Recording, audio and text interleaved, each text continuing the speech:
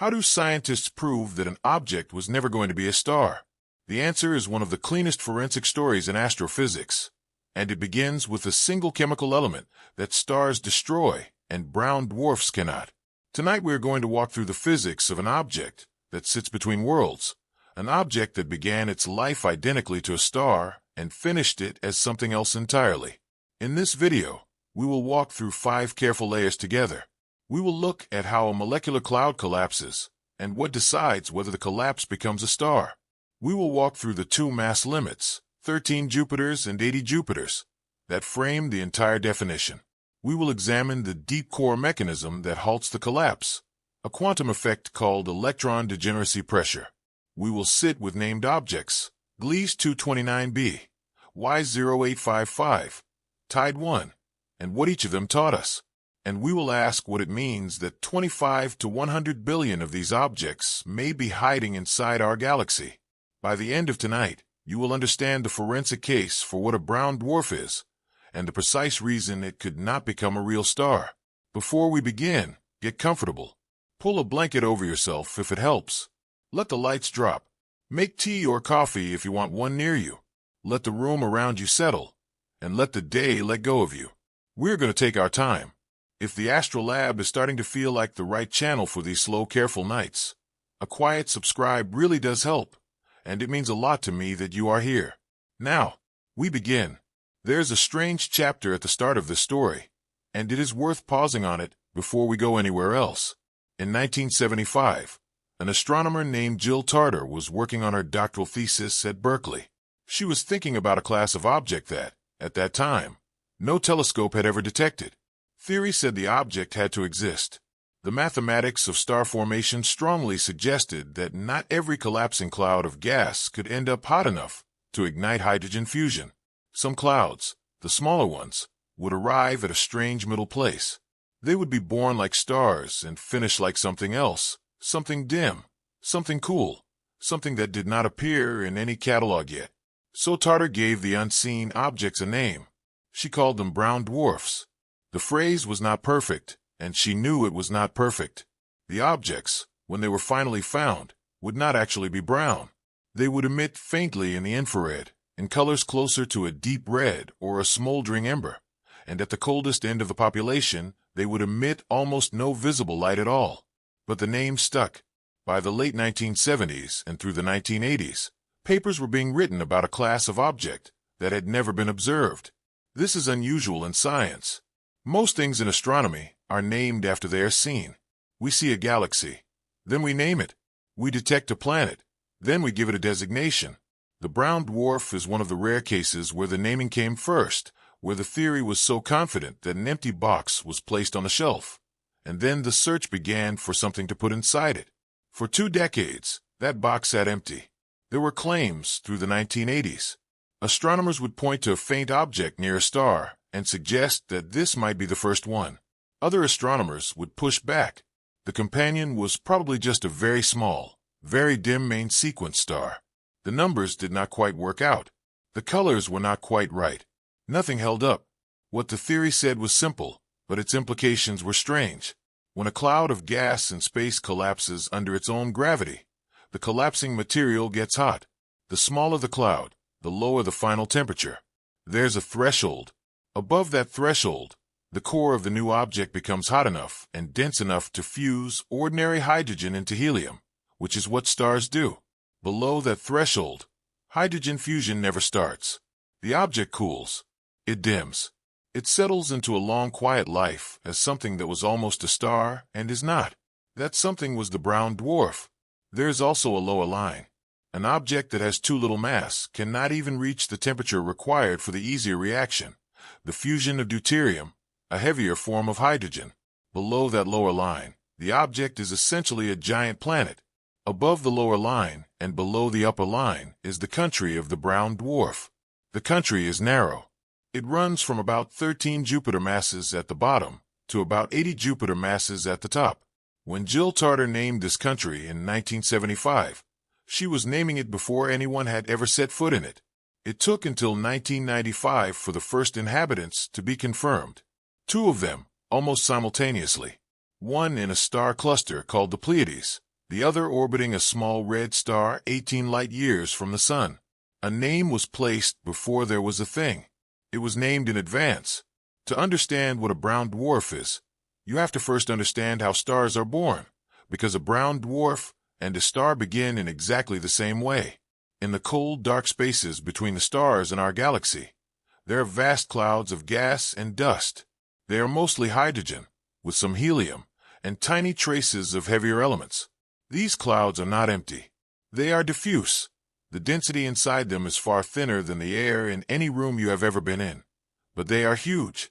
The smaller ones contain enough material to make hundreds of stars. The largest ones could make millions. These clouds drift through the galaxy slowly, for tens or hundreds of millions of years, doing very little. They are cold, sometimes only 10 or 20 degrees above absolute zero. Their internal pressure is low. Gravity tugs at them gently, but the gas pressure pushes back, and for long periods nothing happens. Then something disturbs the cloud. It might be the shock wave from a nearby supernova. It might be the slow gravitational pull of a passing spiral arm of the galaxy. It might be the cloud running into another cloud. Whatever the cause, a region of the cloud becomes denser than the regions around it. Once that density rises above a critical level, gravity wins. The dense region begins to pull itself inward, faster and faster.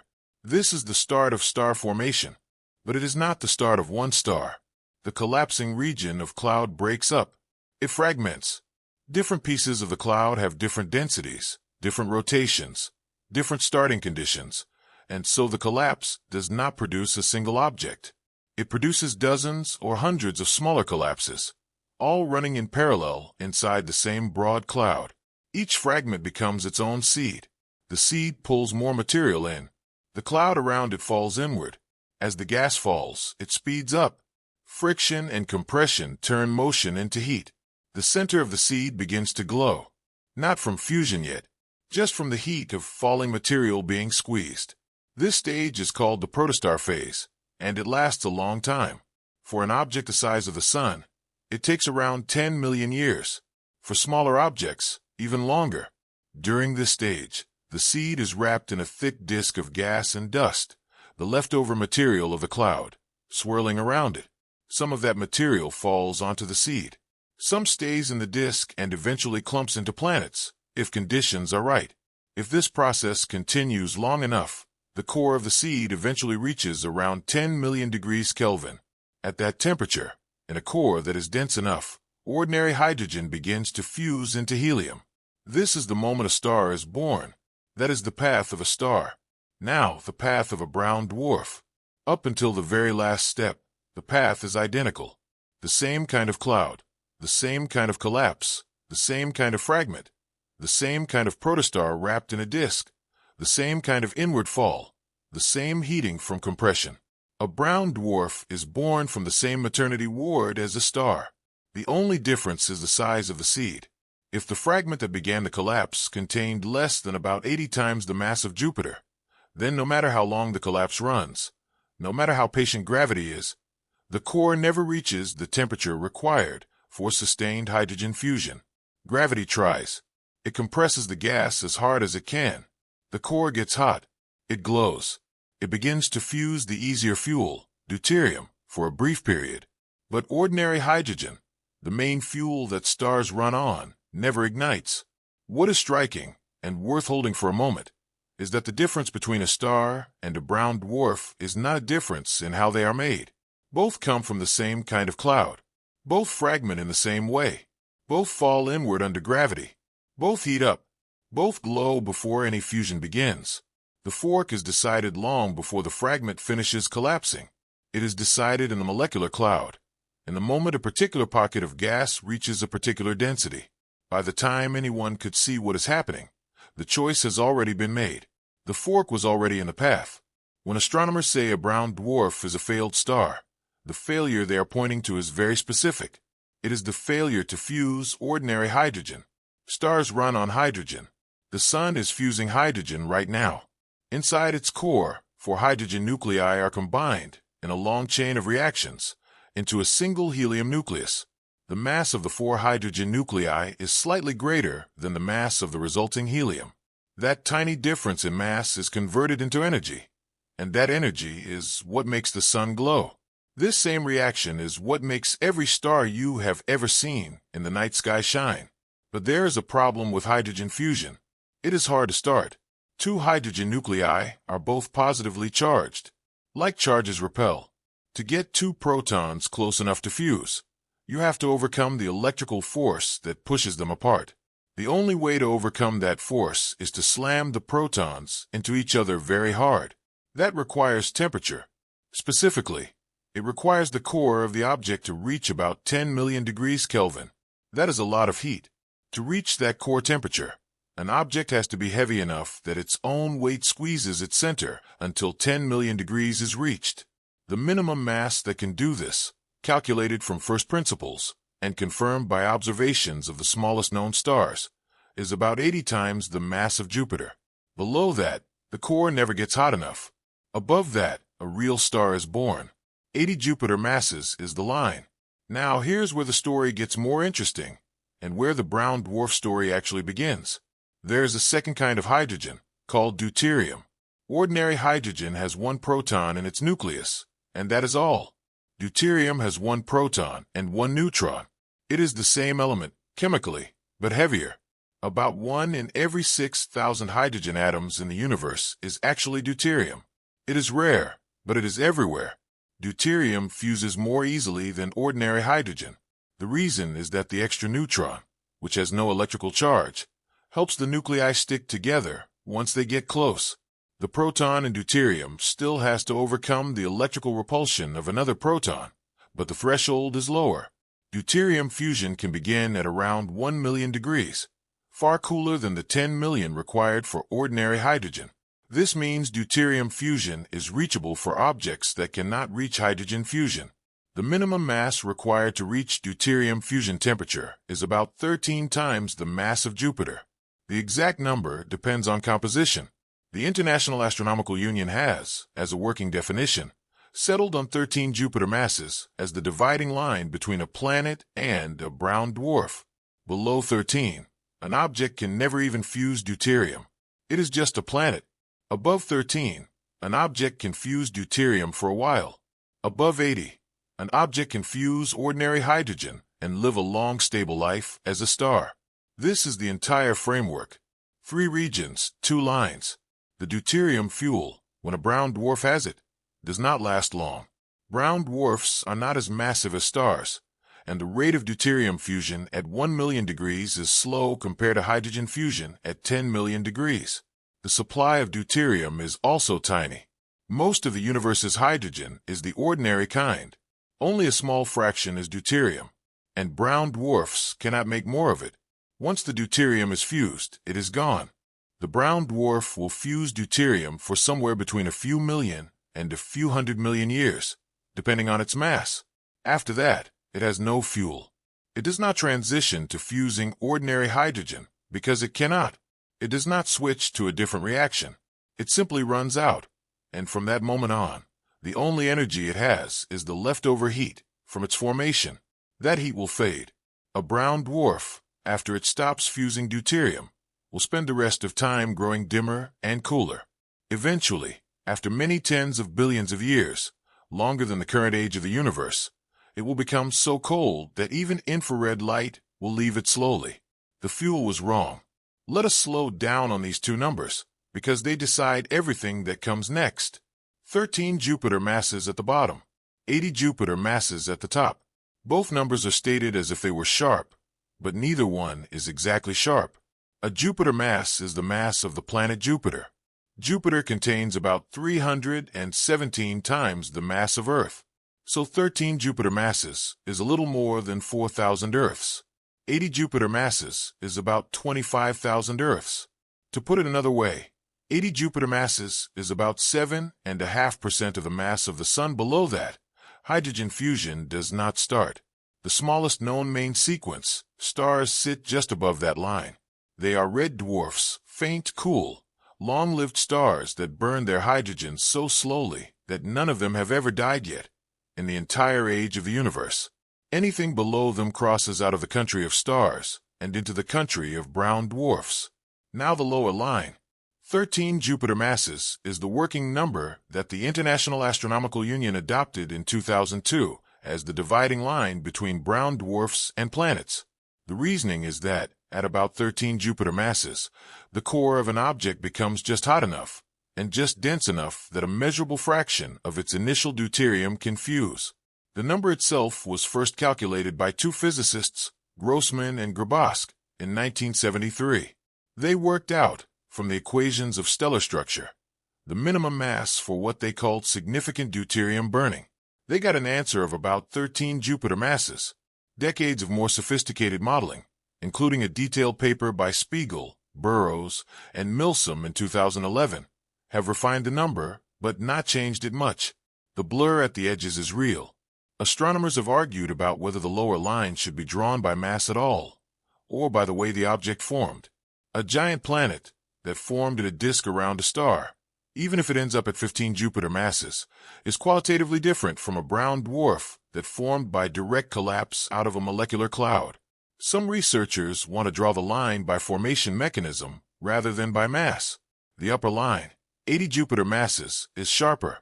Below it, the math of stellar interiors says hydrogen fusion never starts.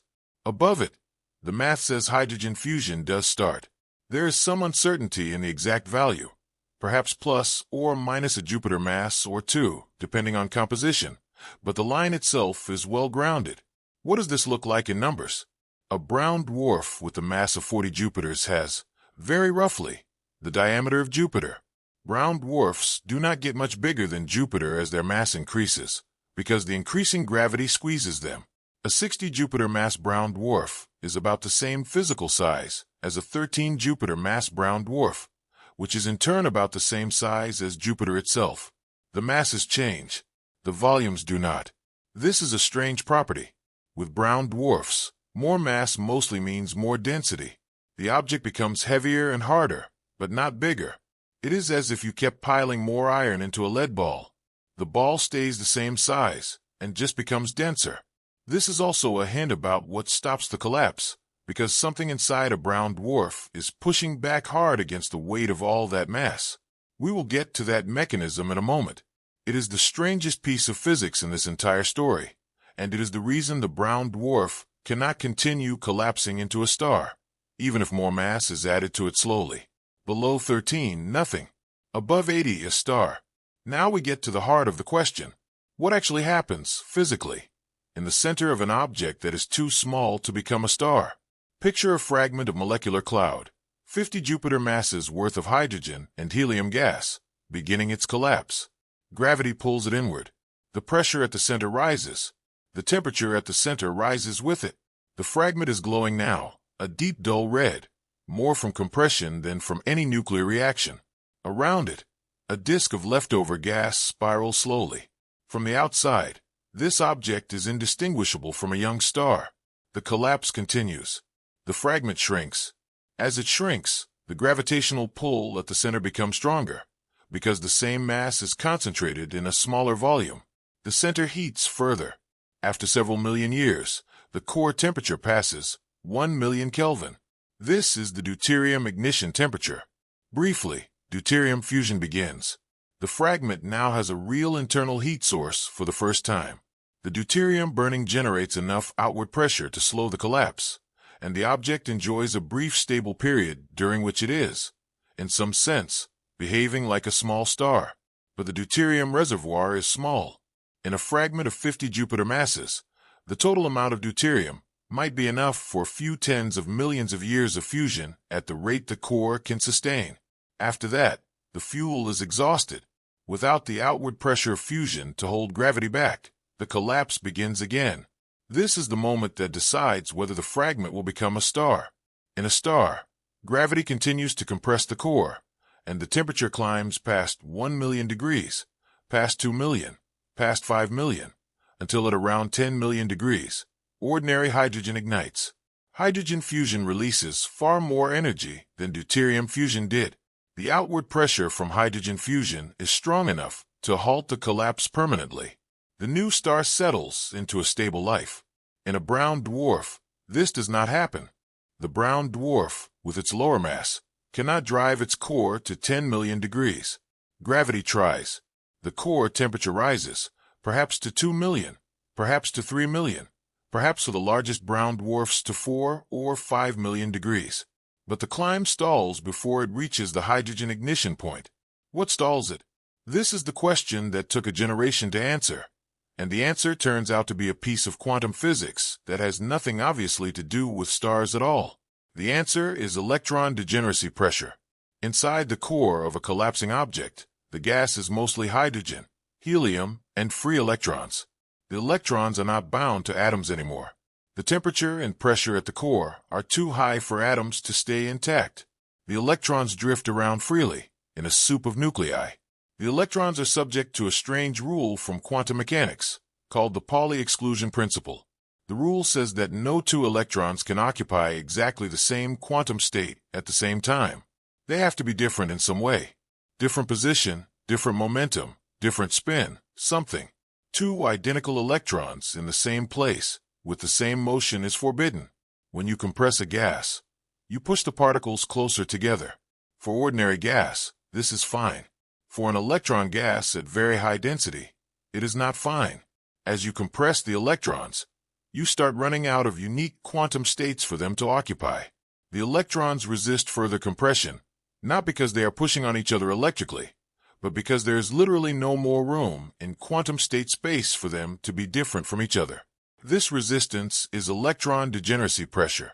Inside a brown dwarf, electron degeneracy pressure becomes important well before the core reaches hydrogen fusion temperature. The pressure rises steeply as the core continues to compress, and at some point the outward push from electron degeneracy exceeds the inward pull from gravity. The collapse stops. The collapse does not stop because the core has enough thermal pressure to balance gravity. It stops because the electrons cannot be compressed any further, regardless of temperature. The brown dwarf is held up not by heat, but by quantum mechanics. Below 80 Jupiters, quantum mechanics wins. Above 80 Jupiters, gravity wins. The core gave up. It is worth staying with electron degeneracy pressure for a few more minutes, because it is the strangest and most important piece of physics in the brown dwarf story. Most of the time, when we talk about pressure in everyday life, we mean the pressure of a gas, air pressure, the pressure of steam in a kettle, the pressure of a balloon. All of these come from particles moving around and bumping into the walls of their container. Heat the gas up. The particles move faster. The pressure rises. This is thermal pressure, and it is the kind of pressure most people picture when they hear the word. Inside a star like the Sun, the core is held up against gravity by thermal pressure. The hydrogen fusion in the core keeps the temperature very high. The high temperature keeps the thermal pressure very high. The thermal pressure pushes outward against the inward pull of gravity. As long as the fusion is running, the balance is maintained. Brown dwarfs are not held up by thermal pressure. Or rather, they are not held up by it for long. The thermal pressure inside a brown dwarf comes from the heat of formation and from the brief deuterium fusion phase. Once those run out, thermal pressure alone could not hold the object up against its own weight. What holds it up instead is electron degeneracy pressure, and electron degeneracy pressure is fundamentally different. It does not depend on temperature, at least not in the same way. You cannot lower it by cooling the gas. You can only lower it by increasing the volume the electrons occupy, which means letting the object expand, which means working against the gravity that is trying to compress it. This is why brown dwarfs are all roughly the same size as Jupiter, regardless of mass. Imagine a brown dwarf at the very lowest end of the population, 13 Jupiter masses. Its core is dense, but not nearly as dense as it could be. Now imagine a brown dwarf at the upper end, 75 Jupiter masses. Gravity inside it is much stronger. The core is compressed harder. Electron degeneracy pressure rises sharply to push back. The pressure is much higher in the 75 Jupiter mass brown dwarf than in the 13 Jupiter mass one, but the resulting object ends up roughly the same size, because the higher pressure exactly counterbalances the higher gravity. In numbers, a brown dwarf is roughly 70,000 kilometers across at the equator. Jupiter is about 71,000 kilometers across at the equator. The smallest red dwarf stars are about 140,000 kilometers across, twice the size of Jupiter, despite having a similar mass to a large brown dwarf. The size jump from brown dwarf to red dwarf, from quantum support to thermal support, happens at that 80 Jupiter mass line. There's a deeper truth hiding in this. The reason brown dwarfs exist as a separate population, the reason they are not just very small stars or very large planets, is that electron degeneracy pressure creates a stable middle state. Without it, gravity would either continue compressing the object until fusion ignited, in which case it would be a star, or the object would never have collected enough mass to compress significantly, in which case it would be a planet. Quantum mechanics carves out a region in the middle. Without the Pauli exclusion principle, brown dwarfs would not exist. There would only be planets and stars, with a sharp transition between them. The Pauli exclusion principle was discovered in 1925 by an Austrian physicist named Wolfgang Pauli, working on problems in atomic physics. He was trying to explain why electrons in atoms occupy distinct shells, rather than all collapsing to the lowest energy state. His rule, that no two electrons can share the same quantum state, solved that problem. It also turned out, decades later, to be the rule that holds up white dwarfs, neutron stars, and brown dwarfs against their own gravity. Pauli was not thinking about brown dwarfs. They had not been imagined yet. But the rule he discovered, in trying to understand atoms, turned out to be the rule that makes brown dwarfs possible. A rule discovered for one reason becomes essential for an entirely different scale of object decades later. The rule for electrons in atoms is the same rule for electrons inside collapsing fragments of molecular cloud. The mathematics does not know which scale it is being applied to. It just keeps working. Quantum mechanics held the door shut. 1995 was the year the empty box finally got something inside it. Two announcements, only weeks apart. The first came from a Spanish observatory in the Canary Islands, the Roque de los Muchachos Observatory. A team had been searching the Pleiades star cluster, a young cluster about 400 light-years from Earth, for objects that were too dim to be ordinary stars. They found one. They called it Teide 1, after the Pico del Teide volcano on the island of Tenerife, where the observatory is located. Teide 1 was too cool and too faint to be a normal star, classified as a late M type, sitting just below the hydrogen burning limit. Its presence in a young cluster, where there had not been time for a small star to cool to that temperature, suggested it had to be substellar. The second announcement came from a team at Caltech and Johns Hopkins. Srinivas Kulkarni, Tadashi Nakajima, Keith Matthews, Rebecca Oppenheimer, Samuel Durrance, and David Golomoski were using a coronagraph on the 60-inch telescope at Palomar Mountain in California, blocking out the light of bright stars to look for faint companions. They aimed at a small red star called Gliese 229, about 18 light-years away in the constellation Lepus. They saw something next to it, much fainter than any companion they had ever seen. They followed up with infrared spectroscopy from the 200-inch Hale telescope. The spectrum showed methane. This was the moment. Methane absorption is not expected at the temperature of any main sequence star. Stars are too hot for methane to survive. The molecule breaks apart at stellar temperatures. The only places we knew that had methane in the solar system were the giant planets and Saturn's moon Titan. To see methane in the spectrum of an object orbiting another star meant, beyond reasonable doubt, that this object was cooler than any star, and dense enough and large enough to hold methane in its atmosphere. It had to be a brown dwarf. The companion was named Gliese 229b. With a mass somewhere between 40 and 60 Jupiters, it was unambiguously substellar. Recent retrieval analyses by Howe, McElwain, and Mandel using JWST-era techniques have settled on a mass of about 41.5 Jupiter masses and an effective temperature of around 870 degrees Kelvin. Gliese 229b established a new spectral class, the T-dwarfs, defined by the presence of methane in the atmosphere. This sat just below the L-dwarfs, which are slightly warmer and show different molecular features. Both Teide 1 and Gliese 229b were confirmed using the same forensic test, the test that would become the gold standard for brown dwarf identification. The test is lithium. Lithium is a fragile element. It was produced in small amounts in the early universe, and stars destroy it. The cores of stars, even the smallest red dwarfs, are hot enough that lithium nuclei are broken apart and converted into helium in a few 100 million years. So a fully convective object, where the surface gas regularly mixes down into the core, will have its lithium destroyed if it is hot enough at the center to support hydrogen fusion. A brown dwarf, with its cooler core, cannot destroy lithium. The lithium that the brown dwarf was born with stays in its atmosphere indefinitely.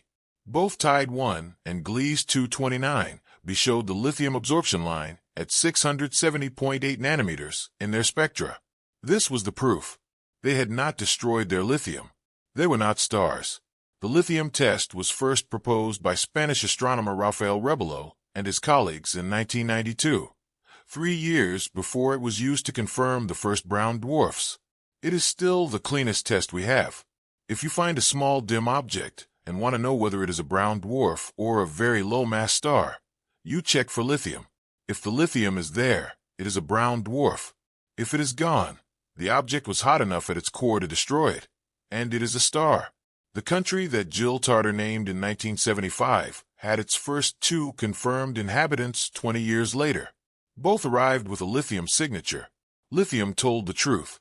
After 1995, the population grew quickly. By the early 2000s, dozens of brown dwarfs had been confirmed. By the 2010s, the count was in the thousands. The objects had not been hard to find once people knew what to look for. They had simply been hidden in the infrared. To organize them, astronomers extended the spectral classification system that had been used for stars for over 100 years.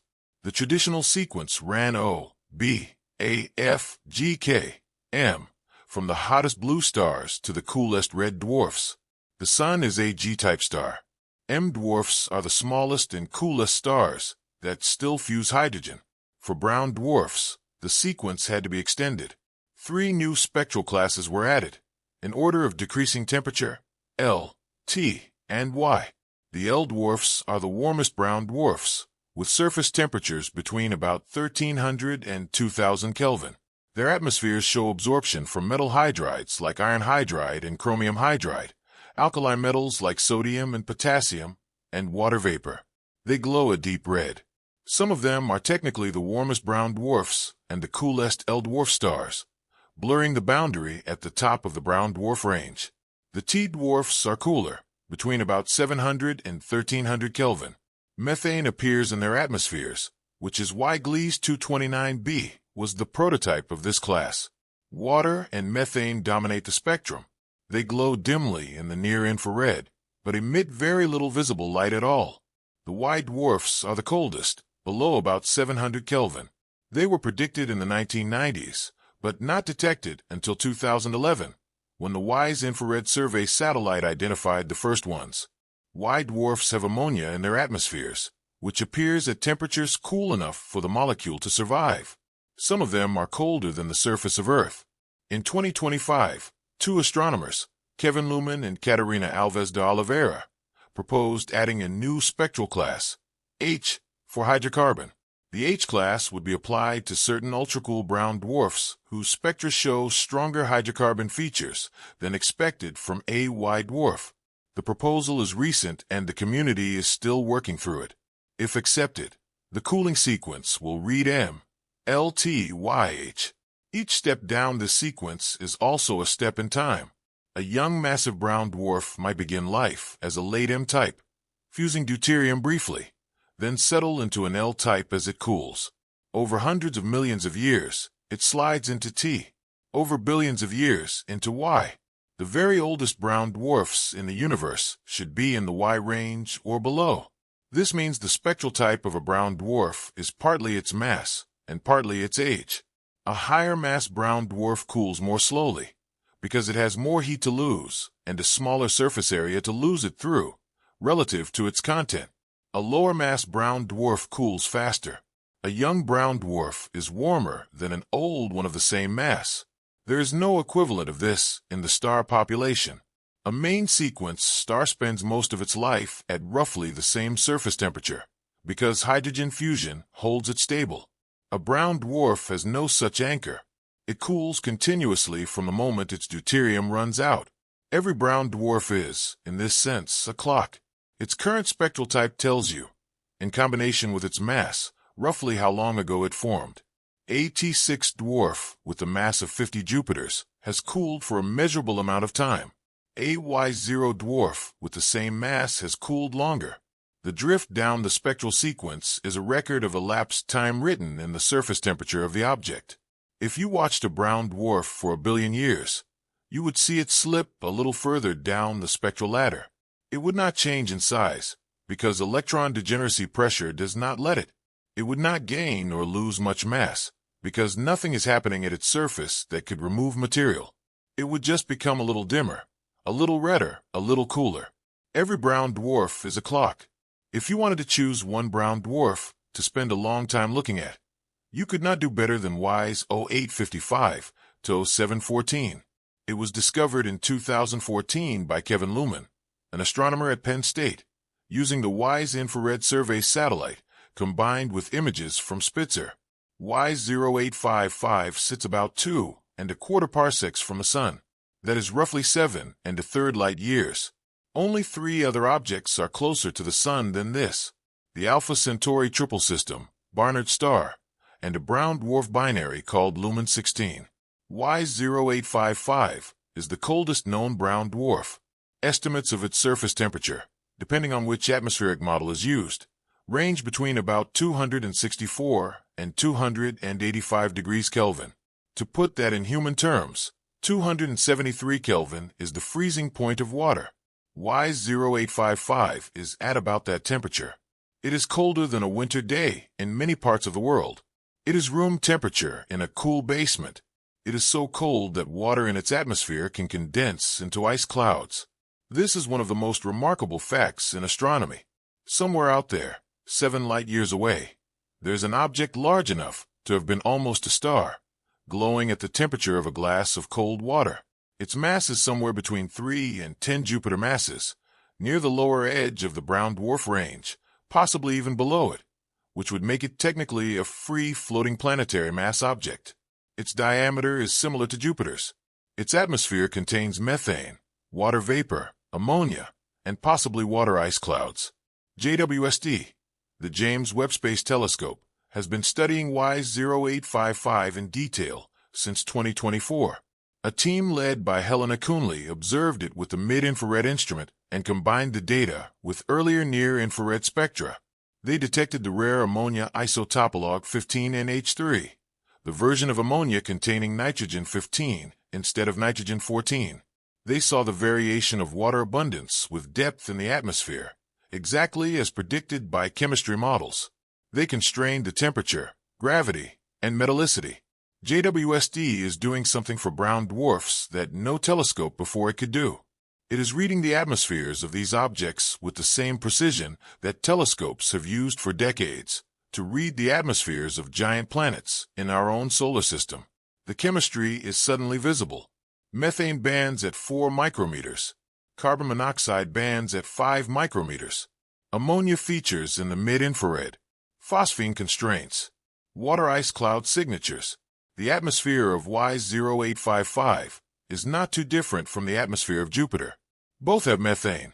Both have ammonia. Both have water clouds, although the water in Jupiter is mostly liquid and gaseous, while the water in WISE 0855 is partly frozen. Both have weather. WISE 0855 likely has bands and storms similar to Jupiter's, although we cannot resolve them from this distance. There is something striking about the fact that the coldest known brown dwarf and the largest planet in our solar system have such similar atmospheres. The categories blur. WISE 0855 is at the very low end of the brown dwarf mass range, possibly below it. Jupiter is at the very high end of the planet mass range. The two of them, one orbiting our Sun and one drifting alone in space, have more chemistry in common than they do with most other objects in their respective categories. What does it look like, this object floating 7 light years from us in the dark? It is a sphere about the size of Jupiter. Its surface, if you could call it that, is a haze of methane and ammonia and water vapor, with occasional water ice clouds drifting through. The whole thing emits faintly in the mid-infrared, with almost nothing in visible light. If you were near it, in a hypothetical spacecraft, you would not see a glowing ball. you would see a dim, warm shape against the dark, the way you might see a person in a room with the lights off using only your hand on their shoulder to confirm they are there. The light that does come from Y0855 is partly its own slow-leaking heat, and partly the reflected glow of the very few starlight photons that reach it. The sun itself, at this distance, is just one of the brightest stars in the sky, 100,000 times fainter than at Earth, but still bright enough to faintly illuminate the upper haze. Light from a star reflects off ice. For decades, Gliese 229b was held up as the prototype of the Teide dwarf class. It was the first one. It was the cleanest detection. It was the best studied. Generations of textbooks pointed at Gliese 229b as the canonical example of what a brown dwarf is. Then, in October of 2024, a team led by Samuel Whitebook published a paper in the astrophysical journal Letters with a small but startling result. Gliese 229b is not one object. It is two.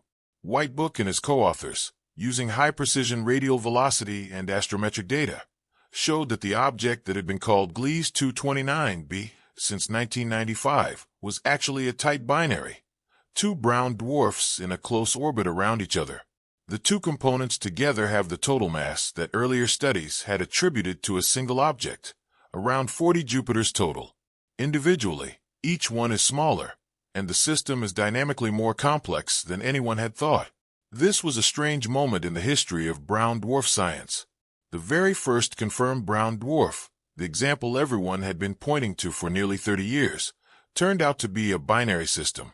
The single canonical object had become two. Decades of textbook descriptions of Gliese 229b as a single brown dwarf were technically wrong. The discovery did not invalidate the original 1995 detection. Methane was still in the spectrum. Lithium was still preserved.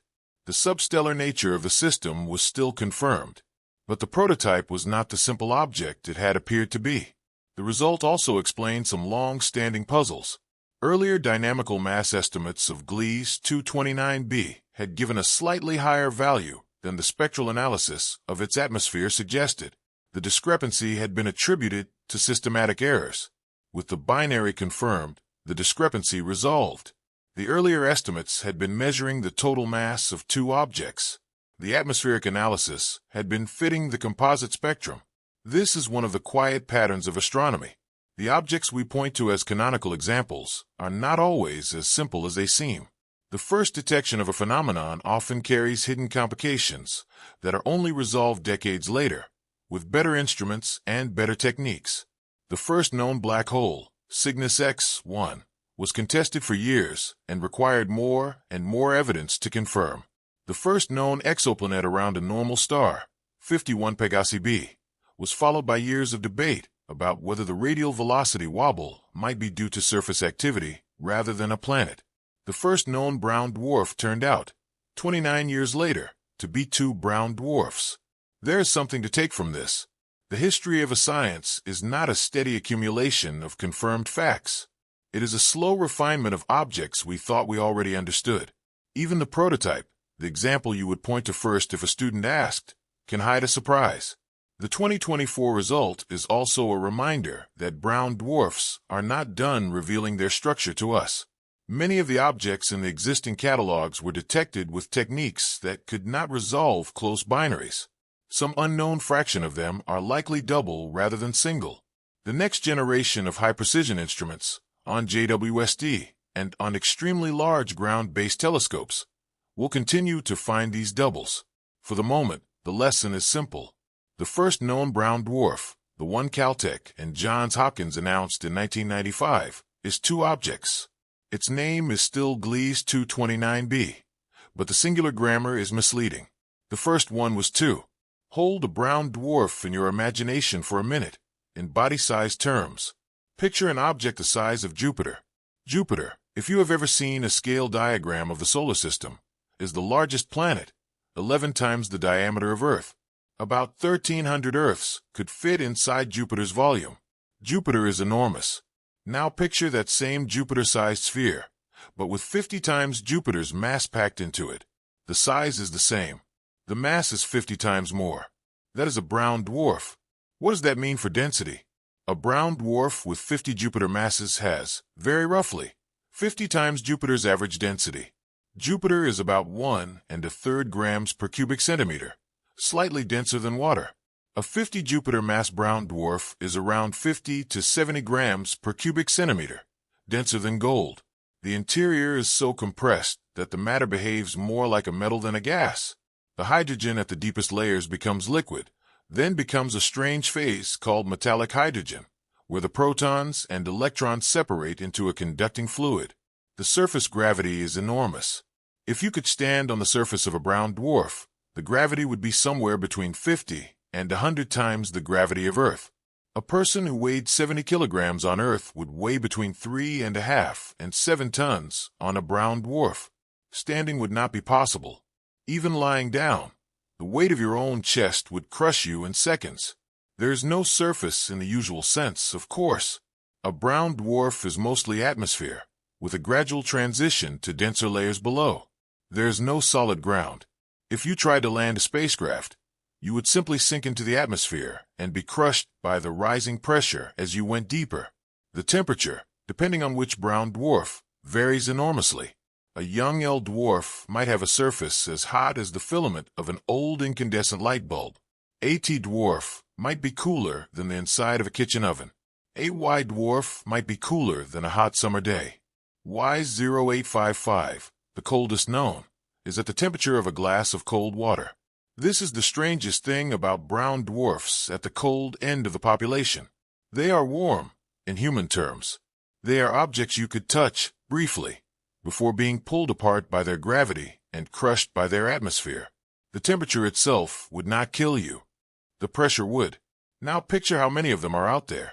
We will get to the population count in a moment. For now, just hold this. The galaxy contains, by recent estimates, somewhere between 25 and 100 billion of these objects. Some of them are within a few light years of the Sun. The closest known one, Lumen 16, is about 6.5 light years away. The next is Y0855, at 7.1. The space around the Sun is more crowded than you might think. The Alpha Centauri stars, the Barnard star, Sirius, all of these are stars. But sprinkled in between them are brown dwarfs that we did not even know existed 30 years ago. Some of them are closer to us than some of the stars we have known about for centuries. The object is the size of Jupiter. Its mass is 50 Jupiters. What does it mean that there is an object in the universe that began as a star and finished as something else? This is the philosophical question at the center of the brown dwarf story, and it is worth sitting with it before we go to the population numbers. For most of the history of astronomy, the categories were sharp. There were stars and there were planets, and the difference between them was obvious. Stars made their own light through fusion. Planets reflected the light of their parent star and made very little of their own. Stars were big. Planets were small. The line between them was thought to be clean. The brown dwarf erodes that line. A brown dwarf is bigger than a planet, but smaller than a star. It makes its own light, briefly, through deuterium fusion. After that, it makes a fading light from leftover heat. Sometimes it is impossible to tell, looking at a single object, whether it should be classified as a brown dwarf or a planet. The 13 Jupiter mass cutoff is a working definition, not a sharp physical boundary. The IU's own working group has acknowledged this, and the Exoplanet Data Explorer includes objects up to 24 Jupiter masses, with the advisory that the cutoff is, in their words, physically unmotivated for planets with rocky cores. The categories are something we draw, not something the universe draws. What the universe actually does is produce a continuous distribution of objects that collapse out of molecular clouds. Some of those objects are massive enough to fuse hydrogen and become stars. Some are not massive enough to fuse hydrogen, but are massive enough to briefly fuse deuterium. These we call brown dwarfs. Some are not massive enough even for deuterium, and are simply giant planets. The boundaries between these regions are physically meaningful, in the sense that they correspond to real changes in what the object can do, but they are not the kind of sharp lines that the categories suggest. A brown dwarf is also not really a failed star. The word failure implies that something went wrong, that the object tried to become a star and could not. Nothing went wrong. The object collapsed out of a molecular cloud, fused some deuterium, and arrived at the configuration that quantum mechanics permitted for its mass. It is the natural endpoint for an object of that mass. It is not a failed anything. If we wanted a more accurate name, brown dwarfs might be called something like substellar self-gravitating spheres or quantum-supported gas giants. Both are clumsy. The original name, brown dwarf, despite its inaccuracies, has stuck because it has a poetic quality that the more accurate names lack.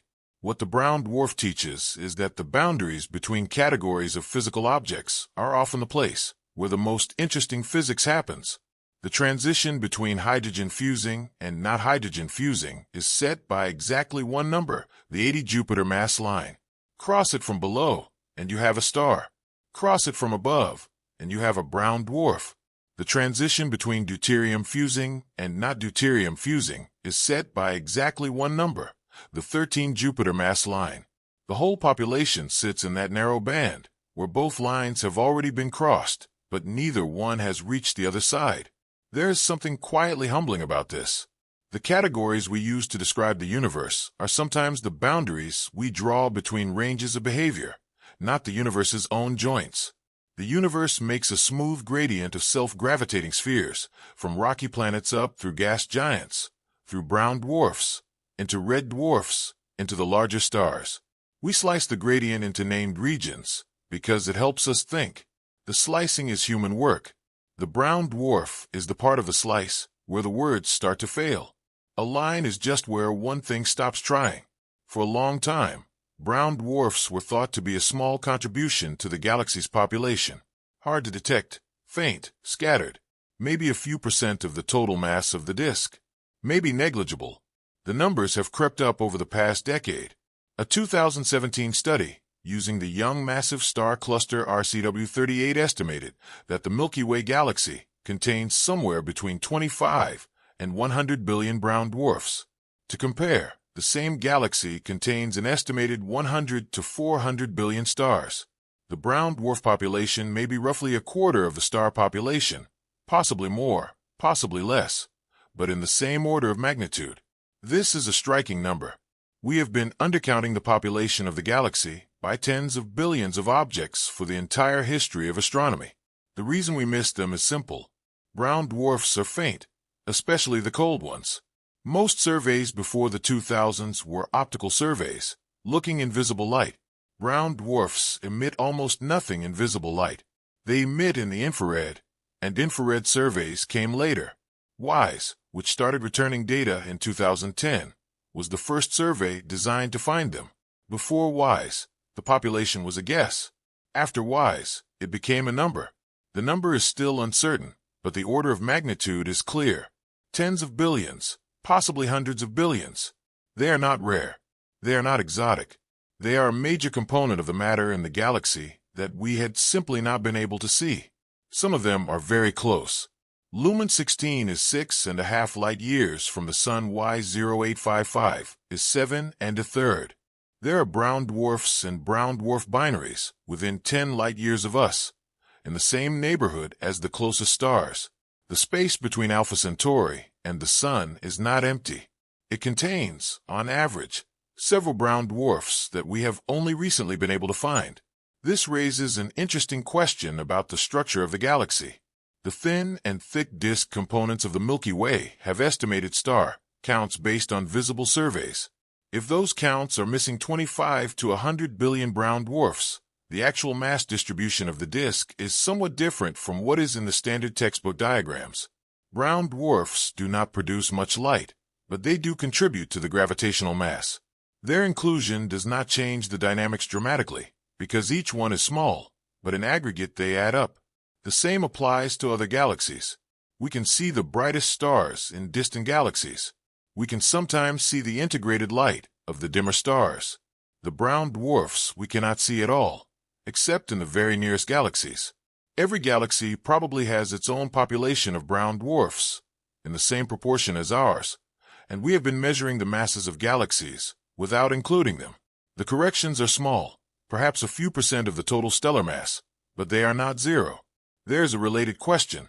The brown dwarf population is not made of separate exotic objects. It is made of objects that almost made it to stardom, but did not. The same process that produced the stars also produced these. There are perhaps 50 billion or 100 billion of these almost stars in the Milky Way alone, drifting alone or in small systems, slowly cooling toward absolute zero over timescales longer than the current age of the universe. Most of them will still be there, still cooling, when the Sun reaches the end of its main sequence life 5 billion years from now. Most of them will still be there when the galaxy itself has rearranged into something different. The brown dwarfs will outlast the galaxy as we know it, because they have so little to lose, because they were never running on much fuel to begin with. We have been undercounting the galaxy. In 2024, JWST opened a strange chapter in the brown dwarf story. The telescope had been launched primarily to study the early universe, to look at the first galaxies that formed after the Big Bang. Those galaxies appear in JWST images as small red dots in the deep fields, and the telescope had been finding many more of them than expected. Some of these dots, it turned out, were not galaxies at all. They were brown dwarfs. The two populations have similar near-infrared colors. A high redshift galaxy, where the original blue light has been stretched into the infrared by the expansion of the universe, looks similar in JWST broadband filters to a cool brown dwarf in the foreground of our own galaxy. Both are red. Both are compact. Both are faint. Without spectroscopy, the two are hard to tell apart from photometry alone. A 2025 paper led by Tu and collaborators reported 3 brown dwarfs that had been initially classified as high redshift galaxies in JWST observations. Earlier work by Heinlein in 2024 had flagged the broader phenomenon. Brown dwarfs in the disk of our own galaxy, at distances of a few hundred parsecs to a kiloparsec or two, were appearing in deep fields aimed at galaxies billions of light years away. This is a forensic puzzle. The light from a galaxy at redshift 7, perhaps 13 billion years old, looks similar to the light from a brown dwarf 500 parsecs from the Sun. The first is the most distant object the telescope is built to find. The second is something completely different, sitting much closer. Resolving them required spectroscopy. With a JWST NIR spectrum, the difference becomes obvious. A brown dwarf shows methane, water, and ammonia bands at specific wavelengths. A galaxy shows redshifted spectral lines from its stars and gas. The two spectra do not look alike at all once you take a careful look. The JWST teams have been working through their catalogs, separating the brown dwarfs from the galaxies. A 2025 paper led by Bieler and others used JWST to characterize a sample of white dwarfs with bolometric luminosities and effective temperatures. A paper led by Faherty in 2024 reported methane emission in an isolated white dwarf, possibly linked to aurorae.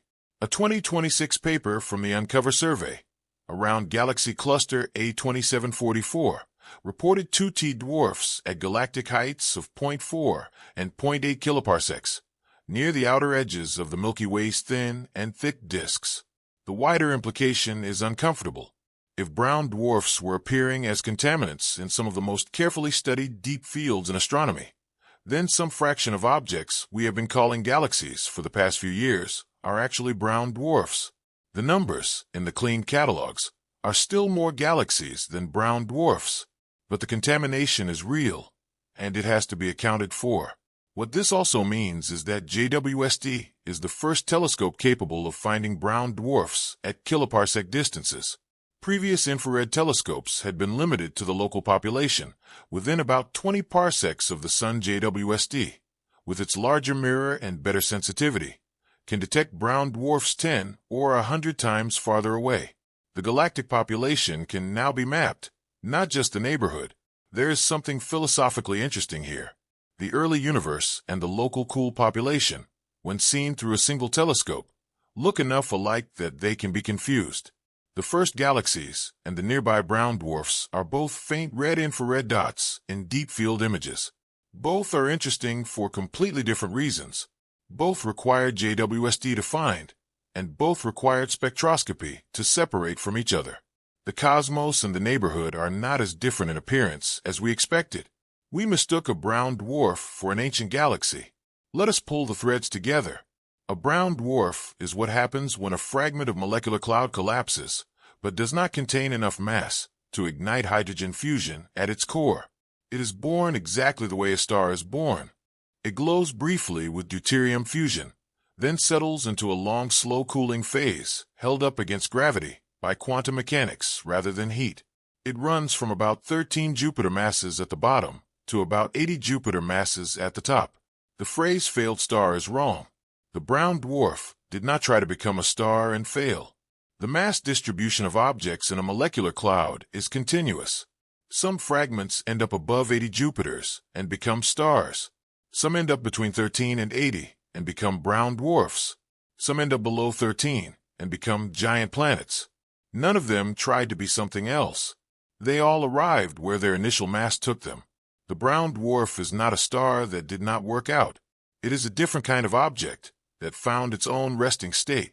The resting state is held by electron degeneracy pressure.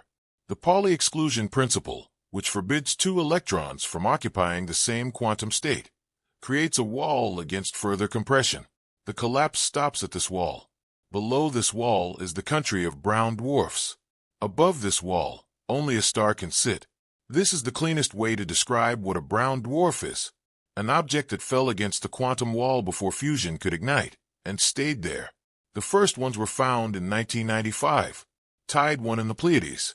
Gliese 229b around a small red star 18 light-years away.